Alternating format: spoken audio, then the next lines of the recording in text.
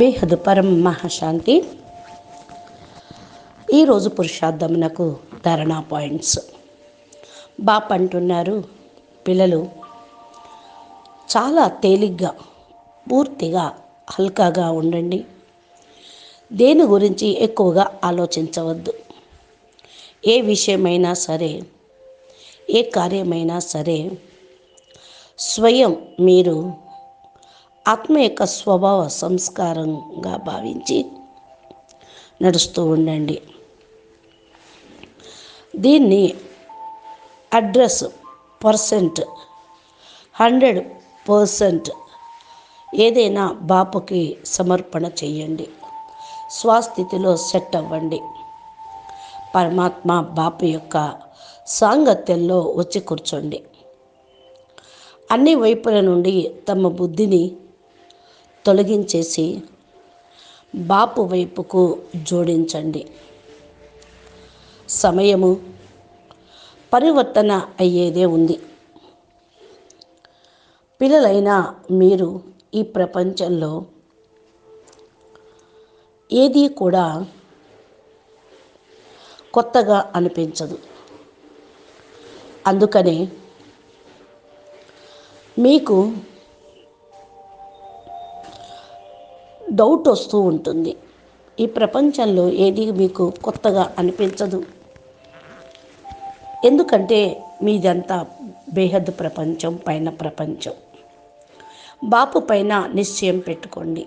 పరివర్తన జరిగేదే ఉంది. ఏ విషయమైనా సరే, ఏ కార్యమైనా సరే మీకు అర్థమవుతూ ఉంటుంది. అర్థమైనట్లు చేస్తూ ఉండండి. అర్థం కానిది వదిలేసేయండి, చెయ్యొద్దు. ఫస్ట్ మీ యొక్క సంకల్పము అనుసారంగా ప్రతిదాన్ని బాపుకు సమర్పణ చెయ్యండి. అనగా ఆ రిజల్ట్ బాపుకు అప్పచెప్పేసేయండి. నిశ్చింత స్థితిలో స్థిరంగా ఉండండి. బాపు యొక్క సాంగత్యంలో కూర్చోండి. పూర్తిగా తేలిగ్గా అయిపోతారు. ఎప్పటికైనా సరే స్వయం సంకల్పాల ద్వారా అన్నిటినీ కూడా దూరం నెట్టేసేయండి. కనెక్షన్ జోడించను వద్దు, ఇరుక్కుపోను వద్దు. న్యారా ప్యారాగా కండి. ఎంత మంచి కార్యమైనా సరే చేసిన తర్వాత సంకల్పానికి అతీతంగా పోండి. స్వమానంలో స్థిరంగా కండి. బాపు యొక్క సాంగత్యంలో కూర్చోండి. అనగా సదా స్మృతిలో ఉండండి. చేసేది చేయించేవాడు బాపు. కరణ్ కరావనహార్. ప్రతి సంకల్పం యొక్క ప్రభావంతో న్యారాగా, పూర్తిగా హల్కాగా ఉండండి. పరివర్తన కూడా మీకు పూర్తిగా అనుకూలంగానే జరుగుతుంది. పరివర్తన కూడా మీ పరివర్తనపైనే ఆధారపడి ఉన్నది.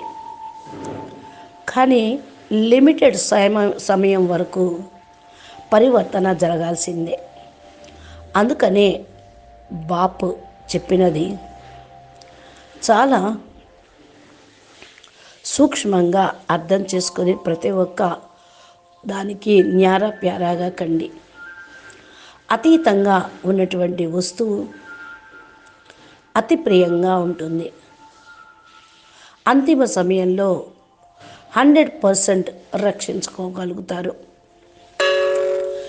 ఎక్కడైనా సరే ఏ సంకల్పంలో కూడా మీరు ఇరుక్కున్నట్లయితే అన్య ఆత్మలలాగా మీరు కూడా పశ్చాత్తాపడాల్సి వస్తుంది, దుఃఖపడాల్సి వస్తుంది. అందుకని 1% కూడా మీకు ఆ ఫీలింగ్ ఉండకూడదు. ఇది బాపుకి ఇష్టం ఉండదు. నా పిల్లలేంటి, ఇరుక్కుపోవటం ఏంటి అనుకుంటారు. ఏ పిల్లలైతే సమయం వరకు ప్రతి ఒక్క విషయాన్ని అర్థం చేసుకుంటూ ఉంటారు, తండ్రి మిమ్మల్ని యోగ్యులుగా చేశారు. సోమరితనము, నిర్లక్ష్యము ఉన్న కారణం వల్ల ఎక్కడ ఒక్కడ ఇరుక్కుపోతూ ఉంటారు. బస్ పిల్లలు, బాపుకు అతీతంగా అయిపోండి. అప్పుడే బాప్ సమానంగా కాగలుగుతారు. అచ్చా, పరం శాంతి, నమస్తే, ధన్యవాదాలు.